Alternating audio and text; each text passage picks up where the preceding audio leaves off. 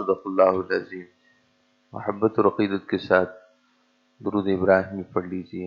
اللہم صلی علی محمد وعلی آل محمد کما صلیت علی ابراہیم وعلی آل ابراہیم انک حمید مجید۔ اللہم بارک علی محمد وعلی آل محمد کما بارکت علی ابراہیم وعلی آل ابراہیم انک حمید مجید۔ صلی اللہ علی النبی الامی وآلہ واصحابہ صلی اللہ علیہ وسلم۔ صلاۃ و سلام علیک یا رسول اللہ۔ سورہ طٰہٰ کی آیت نمبر 124 اور 125 میں اللہ تعالیٰ کا ارشاد ہے وَنَحْشُرُهُ يَوْمَ الْقِيَامَةِ أَعْمَىٰ، اور ہم مجرم کو، گناہگار کو قیامت کے دن اس حال میں اٹھائیں گے، قیامت کے دن ہم اسے اپنی قبر سے اس حال میں اٹھائیں گے اور میدان محشر میں اس حال میں جمع کریں گے اعمیٰ، کہ وہ آنکھوں سے نابینا ہوگا، آنکھوں سے نابینا ہوگا، ہم اسے اندھا کر کے قیامت کے دن جمع کریں گے۔ قال رب لم حشرتنی اعمیٰ، وہ عرض کرے گا اے میرے رب لم حشرتنی اعمیٰ، مجھے اندھا کر کے کیوں اٹھایا گیا ہے، مجھے میدان محشر میں نابینا کر کے کیوں لایا گیا ہے۔ وقد كنت بصیرا، حالانکہ دنیا میں تو میں بالکل بینا تھا، دیکھ سکتا تھا، میری قوت بصارت سلامت تھی، میری آنکھوں میں روشنی تھی، آنکھوں میں نور تھا، دیکھنے کی طاقت تھی، لیکن آج مجھے کچھ دکھائی نہیں دے رہا، میری قوت بینائی کیوں سلب کر لی گئی۔ اللہ پاک ارشاد فرمائے گا کہ کذالک اتتک آیاتنا فنسیتھا وکذالک اليوم تنسیٰ، تیرا یہ کہنا کہ میں دنیا میں بینا تھا، دیکھ سکتا تھا، اور مجھے آج قیامت کے دن نابینا کر کے کیوں اٹھایا گیا ہے، یہ تیری غلط بیانی ہے۔ دنیا میں بھی تو نابینا تھا، سو آخرت میں بھی نابینا ہو کر اٹھا ہے۔ دنیا میں بھی تیری بینائی نہیں تھی، اور آج آخرت میں بھی تجھے بینائی نہیں دی گئی، وہاں بھی تو اعمیٰ تھا اور یہاں بھی اعمیٰ ہے، وہاں بھی اندھا تھا اور یہاں بھی اس حالت میں اٹھا ہے کہ تجھے کچھ دکھائی نہیں دے رہا۔ اور تیرا دنیا میں نابینا ہونا یہ تھا کہ فنسیتھا، ہماری آیتوں کو تو نے بھلا دیا تھا، ہماری آیات کو، کلام پاک کی آیات کو، ہماری قدرت کی نشانیوں کو، ہمارے وجود پر دلالت کرنے والی ان بے شمار نشانیوں کو جو تیرے ہر طرف بکھری پڑی تھیں، تو نے ان سے بے توجہی اختیار کی، نابینا ہونا اختیار کیا، سو آج تو نابینا اٹھا ہے۔ محترم معزز سامعین کرام، یہ سورۃ طٰہٰ کی آیت نمبر 124 اور 125 ہے، اور ایسا ہی سورہ بنی اسرائیل جسے سورہ اسراء بھی کہتے ہیں، اس کی آیت نمبر 72 میں بھی کچھ ایسا ہی ارشاد ہے وَمَنْ كَانَ فِي هَٰذِهِ أَعْمَىٰ، جو اس دنیا میں اندھا بنا رہے گا، نابینا بنا رہے گا، فَهُوَ فِي الْآخِرَةِ أَعْمَىٰ، وہ آخرت میں بھی نابینا ہو کر اٹھایا جائے گا۔ ان دونوں آیتوں کا خلاصہ یہ ہوا کہ آخرت میں جو شخص نابینا ہو کر اٹھے گا، یعنی اس کی بینائی سلب کر لی جائے گی، اسے دکھائی کچھ نہیں دے گا، اس کی بنیاد یہ ہوگی کہ وہ دنیا میں اس نے نابینا پن اختیار کیا ہوگا۔ دنیا میں نابینا ہونے کا مطلب یہ نہیں کہ اس کی آنکھوں میں بینائی نہیں تھی، آنکھوں میں بینائی تھی مگر دل میں بینائی نہیں تھی، اس کا دل بینا نہیں تھا، اس کا دل دیکھنے والا نہیں تھا، بینائی قلب اس کو نہ تھی، بصارت قلبی نہ تھی۔ جب دل اس کا اندھا تھا، دل نابینا تھا، تو آخرت میں اس پر اس کی صورت یہ ظاہر ہوگی کہ آخرت میں اس کا نتیجہ یہ برآمد ہوگا کہ اسے کچھ دکھائی نہیں دے گا۔ دنیا اور آخرت کے آپس کے تعلق اور ربط کو سمجھنا چاہیے کہ دنیا اور دنیا کے اعمال پر برآمد ہونے والے نتائج، دنیا کے اعمال اور اس کے نتیجے میں آخرت میں برآمد ہونے والے نتائج، ان کا آپس میں تعلق اور ربط کیا ہے۔ دنیا میں بسر کی ہوئی زندگی پر آخرت میں مختلف نتائج برآمد ہونے والے ہیں۔ وہ نتائج اور دنیا میں کیے ہوئے اعمال، ان کا آپس میں تعلق کیا ہے؟ تعلق یہ ہے کہ جس نے یہاں دنیا میں اپنی صلاحیتوں کو اللہ تعالیٰ کی رضا اور اللہ کے پیارے حبیب صلی اللہ علیہ وسلم کی اطاعت و اتباع میں بسر کیا، سو اس کی اخروی زندگی بھی اسی پیمانے اور معیار کے مطابق اسی طرح ہوگی۔ اور جس نے دنیا میں اللہ اور اس کے رسول صلی اللہ علیہ وسلم کی رضا، اطاعت، حضور کی اتباع، حضور کی سنت کی اتباع، اگر اس سے بے توجہی اختیار کی، اس سے غفلت برتی اور اس سے اپنے آپ کو دور رکھا، امور دنیا میں مشغول رہا، تو آخرت میں اس کا نتیجہ بھی کچھ اس طرح برآمد ہوگا کہ اس سے بے توجہی اختیار کی جائے گی۔ جو یہاں دین اور قرآن کے ساتھ، سنت کے ساتھ منسلک رہا، متعلق رہا، آخرت میں اللہ اور اس کے رسول کی توجہ اس کے ساتھ متعلق اور منسلک رہے گی۔ جس نے دنیا کی بہاروں سے تو بڑا حصہ لیا، دنیا کی بہاروں سے، زیب و زینت سے بڑا حصہ لیا، مگر اللہ کی رضا کی بہاروں سے حصہ نہ دیا، اس کے لیے آخرت کی بہاروں سے کوئی حصہ نہیں ہے۔ جو دنیا کے مادی پھولوں کی رنگ رنگ خوشبوؤں میں اور دنیا کے پھولوں کے مختلف رنگ برنگے پھولوں سے وہ سعادت مند ہوتا رہا اور اپنے آپ کو اس طرف متوجہ کیا رہا، تو آخرت کے رنگ رنگ پھولوں سے اس کے لیے کوئی حصہ نہیں ہے۔ جس نے دنیا میں اللہ تعالیٰ کی اطاعت کا رنگ پا لیا، اللہ تعالیٰ کی بندگی سے حصہ پا لیا، اس کے لیے آخرت میں حصہ ہے۔ چنانچہ اس آیت پاک میں سورہ طٰہٰ کی آیت نمبر 124-25 اور سورہ بنی اسرائیل کی آیت نمبر 72 میں اللہ پاک نے اس ربط کو بالکل کھلے لفظوں میں بیان فرمایا ہے۔ ایسا نہیں کہ جو دنیا میں اپنی من پسند زندگی گزارے، اللہ کی رضا کا بالکل خیال نہ کرے، اللہ کے پیارے حبیب صلی اللہ علیہ وسلم کی سنت کی پیروی کا اسے ذرہ بھر لحاظ نہ ہو، اپنی من پسند عیش و عشرت والی زندگی گزارے، حلال حرام کا خیال نہ رکھے، ظلم اور خیر خواہی میں فرق نہ کرے،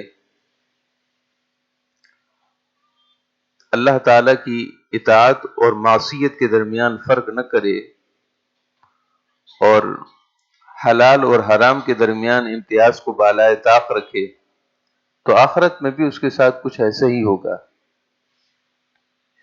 حضور اکرم سرور دو عالم صلی اللہ تعالی علیہ وسلم نے مختلف گناہوں کی آخرت میں برآمد ہونے والی مختلف شکلوں اور نتائج کا ذکر فرمایا۔ حضور پاک صلی اللہ تعالی علیہ وسلم نے ارشاد فرمایا، یبعث اللہ یوم القیامہ قوما من قبورہم تأجج افواہہم نارا، قیامت کے دن کچھ لوگ اپنی قبروں سے اس حال میں اٹھیں گے، یا قیامت کے دن اس حال میں جمع ہوں گے کہ ان کے منہ میں آگ کی لگام ہوگی، ان کے منہ میں آگ کی لگام ہوگی۔ آپ دیکھتے ہیں کہ اونٹ گاڑی ہو یا گدھا گاڑی ہو، اگر سرکش جانور ہو تو اس کے منہ میں لگام دی جاتی ہے، کس طرح اس کے جبڑے تکلیف میں ہوتے ہیں، کس طرح اس کی زبان بار بار ٹکراتی ہے، کتنے تکلیف میں ہوتا ہے وہ، لیکن اس کے بغیر چارہ کار نہیں، اس لیے کہ سرکش جانور ہے، اگر اس کے منہ میں لگام نہ دی جائے تو وہ اپنی منمانی کرے گا، لہذا اس کے مالک نے بہتر یہی سمجھا کہ اس کے منہ میں لگام دے دی جائے تاکہ یہ اس کی سرکشی مغلوب ہو جائے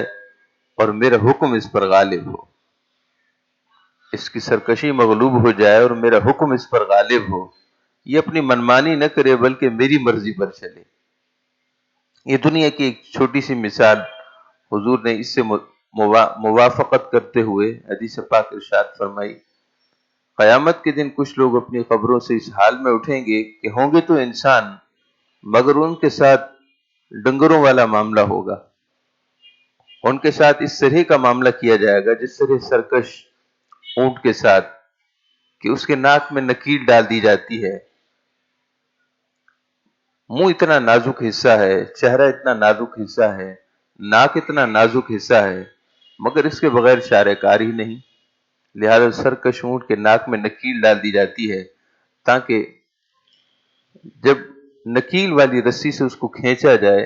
تو از حد تکلیف کی وجہ سے اس کی سرکشی مغلوب ہو جائے اور وہ اپنے مالک کا تابع فرما ہو۔ یوں ہی دیگر سرکش جانوروں، ارشاد فرمائے کہ انسان بھی سرکش ہو جاتا ہے، اور جب انسان سرکش ہو جائے تو اللہ رب العزت دنیا میں نہ صحیح مگر آخرت میں اس کے ساتھ ضرور ایسا ہی معاملہ فرماتا ہے جیسا کہ کسی سرکش جانور کے ساتھ کیا جاتا ہے۔ حدیث پاک کے لفظ ہیں، رسول اکرم صلی اللہ علیہ وسلم نے ارشاد فرمایا، ابن ابی شیبہ کی روایت ہے، امام ابن ابی شیبہ نے اپنی مسند میں اس حدیث پاک کو ذکر کیا ہے، امام ابن ابی حاتم نے ذکر کیا ہے، امام ابو یعلا نے، امام ابن حبان نے، صحابہ رسول حضرت برزہ رضی اللہ عنہ سے روایت ہے، قیامت کے دن کچھ لوگ اپنی قبروں سے اس حال میں اٹھیں گے کہ ان کے منہ میں لگام ہوگی، اور لگام بھی افواہہم نارن، اس میں آگ کی لگام ہوگی ان کے منہ میں۔ پوچھا جائے گا من ہم یا رسول اللہ صلی اللہ علیہ وسلم، یا رسول اللہ یہ کون لوگ ہیں؟ دنیا میں تو یہ انسان تھے مگر آخرت میں ان کے ساتھ برتاؤ جانوروں والا ہوگا۔ آپ دیکھ رہے ہیں دنیا اور آخرت میں ربط کیا ہے، ایسا نہیں کہ دنیا میں کوئی اپنی مرضی سے رہے تو آخرت میں بھی مرضی سے رہے گا، دنیا میں دل چاہا تو نیکی کر لی، دل چاہا تو گناہ کر لیا، تو آخرت میں بھی کیا ایسا ہی ہوگا کہ من چاہی اور من پسند زندگی گزاریں گے؟ ہرگز نہیں، سوال ہی پیدا نہیں ہوتا، اس لیے کہ آخرت تو نتیجہ گاہ ہے، دنیا امتحان گاہ ہے، امتحان کی جگہ ہے، اور آخرت نتیجہ گاہ ہے، نتیجے کی جگہ ہے۔ کبھی بھی امتحان گاہ اور نتیجہ گاہ برابر نہیں ہوتے، امتحان والی جگہ اور نتیجے والا دن برابر نہیں ہوتا۔ المرء یکرم الامتحان او یہون، ارشاد فرمائے کہ دنیا کی زندگی اور آخرت کی زندگی برابر نہیں ہو سکتی، دنیا امتحان گاہ ہے، یہاں تو سبھی کا امتحان لیا جائے گا، ہاں جب نتیجے کا وقت آئے گا، نتیجے کا دن آئے گا، یوم القیامہ ہوگا، پھر بہت سو کے اچھے اعمال کی وجہ سے وہ بہت معزز کر دیے جائیں گے، انہیں زیادہ عزت دے دی جائے گی،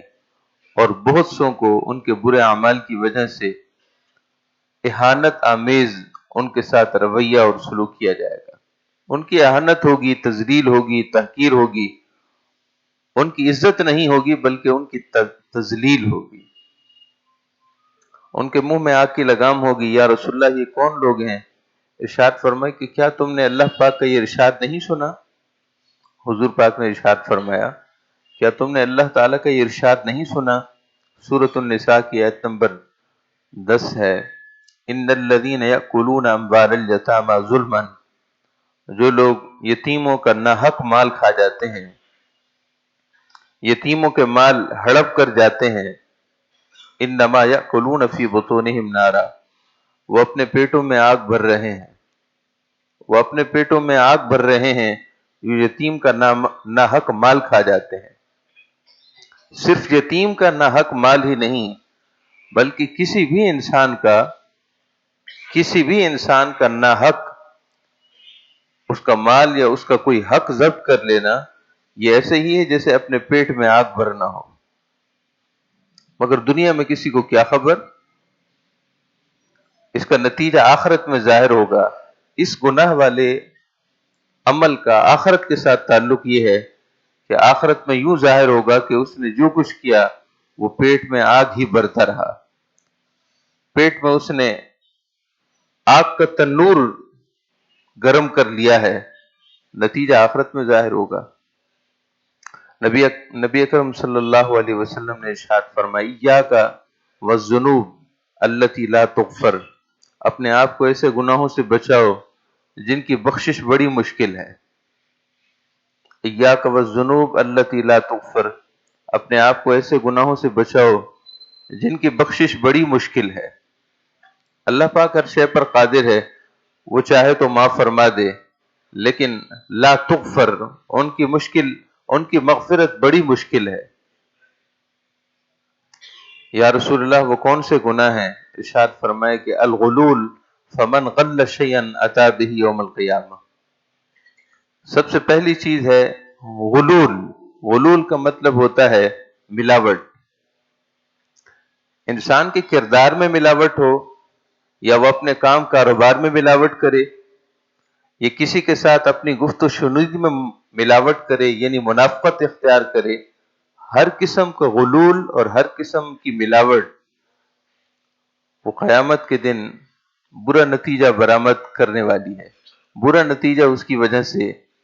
ظاہر ہوگا۔ الغلول فمن غل شیئا اتى به یوم القیامہ، جس نے ملاوٹ کی، اپنے ملاوٹ کا نتیجہ قیامت کے دن وہ اپنے ساتھ لے کر آئے گا۔ ملاوٹ کا نتیجہ اپنے ساتھ قیامت کے دن لے کر آئے گا، یعنی اس کے ساتھ بھی ویسا ہی رویہ برتا جائے گا جیسے اس نے کیا۔ فمن اکل الربا یبعث یوم القیامہ مجنونا یتخبط ثم قرأ الذین یأکلون الربا لا یقومون الا کما یقوم الذی یتخبطہ الشیطان من المس۔ ارشاد فرمائے کہ سود کھانے سے بچنا، اس لیے کہ جو شخص سودی لین دین کرے قیامت کے دن وہ اس حال میں اٹھے گا کہ وہ مجنون ہوگا، جیسے کہ کوئی پاگل دیوانہ ہو، اپنے ہوش و حواس میں نہ ہو، منہ سے رال گر رہی ہو، منہ سے تھوک اور رال بہ رہا ہو، ناک سے رطوبت بہ رہی ہو، اس کو کیا خبر کہ میرے ساتھ کیا ہے؟ مجنون کو کیا خبر میرے ساتھ کیا ہے؟ اس کے جسم سے غلاظت کا ڈھیر نکل رہا ہو، سارے کپڑے گندے ہوں، اسے کیا پتا؟ سودی لین دین کرنے والا دنیا میں بڑی کر و فر سے رہے، لمبی چوڑی گاڑیوں میں پھرتا رہے،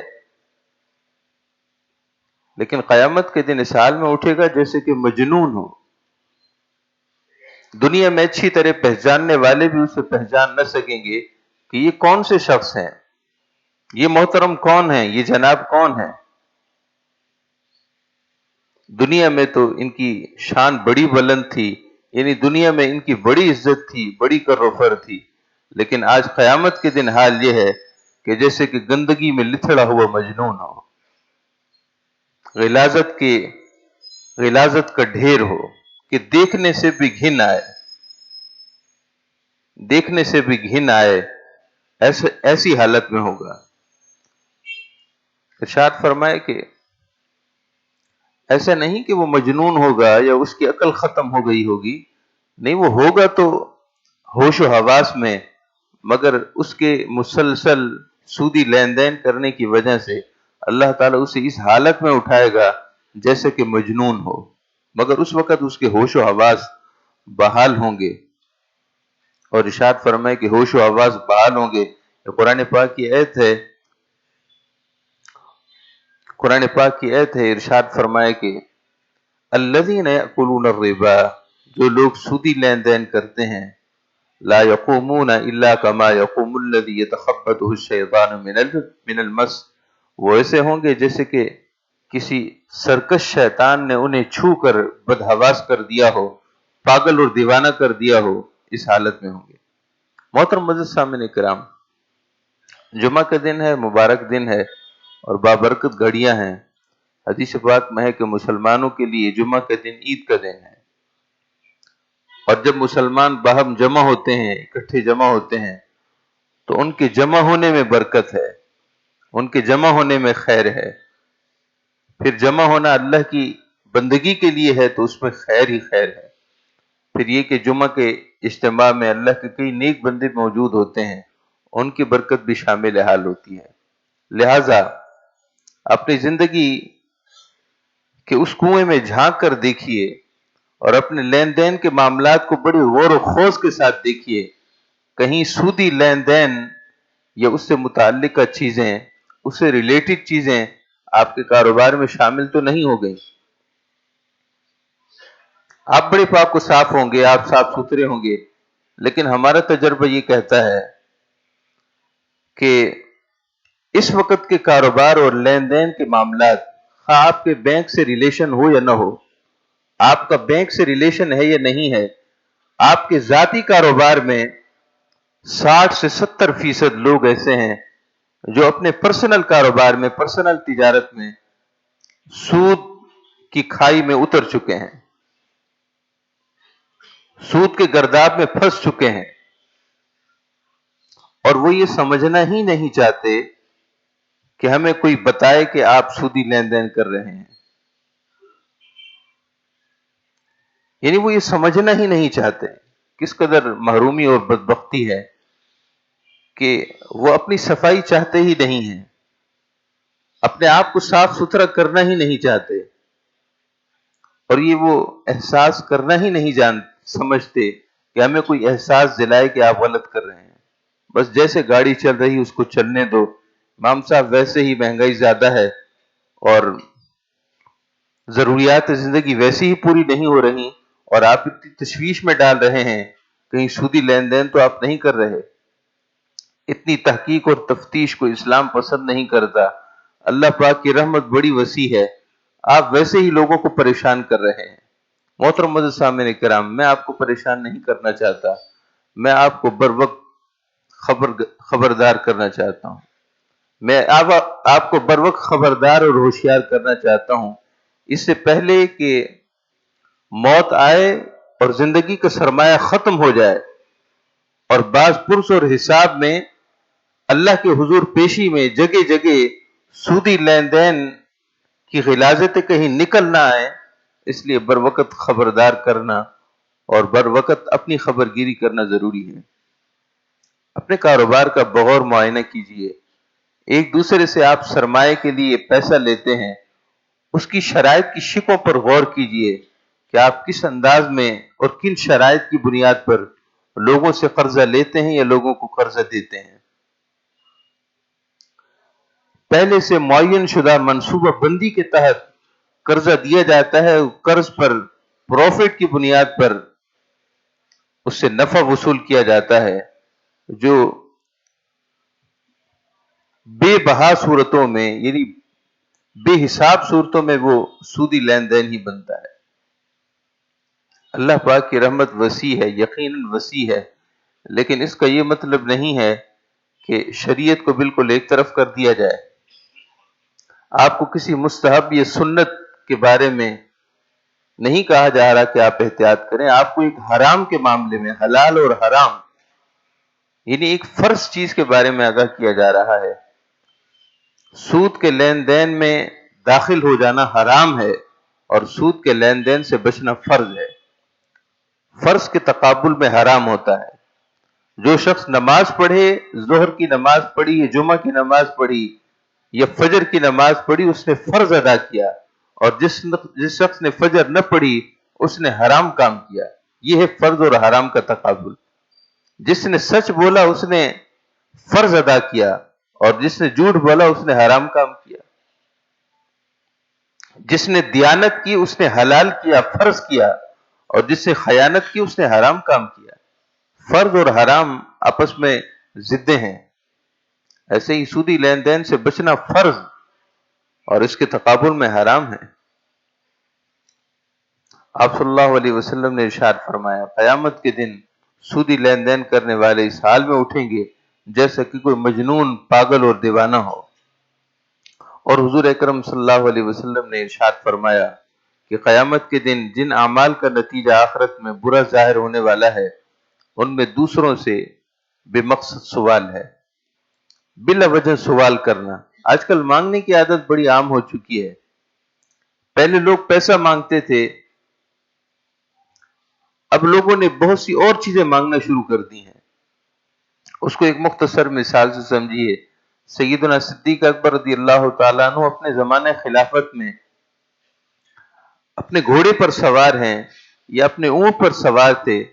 کسی سواری پر سوار تھے، اونٹ تھا یا گھوڑا تھا اس وقت میرے ذہن میں نہیں،